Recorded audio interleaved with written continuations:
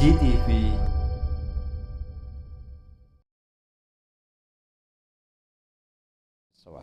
Itu Ustaz, untuk pertanyaan berikutnya dari nomor akhir 908. Pertanyaannya, Assalamualaikum warahmatullahi wabarakatuh Ustaz. Waalaikumsalam warahmatullahi wabarakatuh. Ustaz, apabila kita sholat jamak, lalu bagaimana dengan sholat rawatibnya Ustaz? Terima kasih. Sholat jamak, kemudian bagaimana rawatibnya? Taib. Perlu diketahui bahwasanya orang sholat jamak itu ada dua macam. Yang pertama jamak karena musafir. Ya, kita ke Jakarta misalnya menjamak sholat zuhur, asar, atau maghrib dan isya. Ini boleh, bahkan itu sunnah. Kalau kita musafir menjamak, maka kita qashar yang 4 rakaat jadi 2 rakaat. Nah, kalau kita menjamak karena musafir, maka tidak ada sholat rawatib. Kalau kita musafir lalu menjamak sholat sehingga mengqashar juga, maka tidak ada rawatib. Karena Rasulullah ketika musafir, beliau meninggalkan sholat rawatib, kecuali witir dan qobliyah subuh, tidak pernah ditinggalkan, baik musafir maupun mukim. Jadi ini pembahasan orang menjamak karena musafir. Yang kedua, orang menjamak sholat itu karena tidak musafir. Loh, kenapa dia menjamak? Mungkin hujan, ya kan? Mungkin juga sakit, boleh menjamak. Seperti Rasulullah mengizinkan kepada wanita yang sakit istihadhah untuk menjamak sholat zuhur, asar, atau maghrib isya. Nah sekarang bagaimana orang yang tidak musafir tapi boleh menjamak sholat? Bagaimana rawatibnya?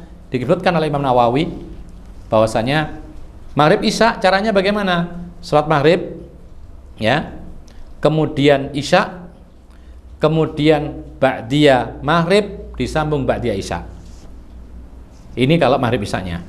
Sekali lagi kami ulangi, Imam Nawawi mengatakan caranya rawatibnya ketika menjamak maghrib isya, pertama sholat maghrib karena qobliyahnya nggak ada rawatib.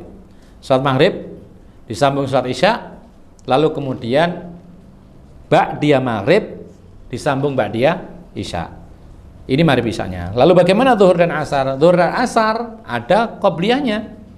Maka yang dilakukan oleh Nabi adalah, atau petunjuk yang sesuai dengan kaidah-kaidah ilmiah dalam bab fikih, Imam Nawawi menjelaskan bahwasanya kalau ingin menjamak zuhur dengan asar ketika tidak musafir, ya, mungkin karena sakit atau semisal, maka yang pertama adalah qobliyah zuhur, ya, qobliyah zuhur dulu, kemudian sholat zuhur, lalu sholat asar, kemudian ba'diyah zuhur, kemudian qobliyah asar.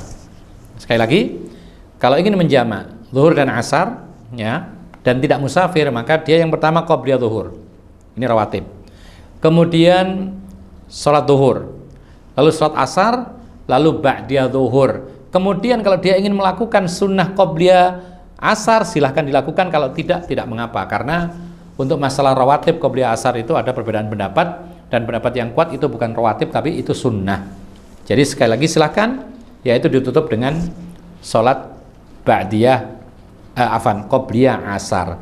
Adapun ba'diyah asar maka tidak ada rawatibnya. Allahu a'lam. Wa ta'awanu 'alal birri wattaqwa wa la ta'awanu 'alal itsmi wal 'udwan.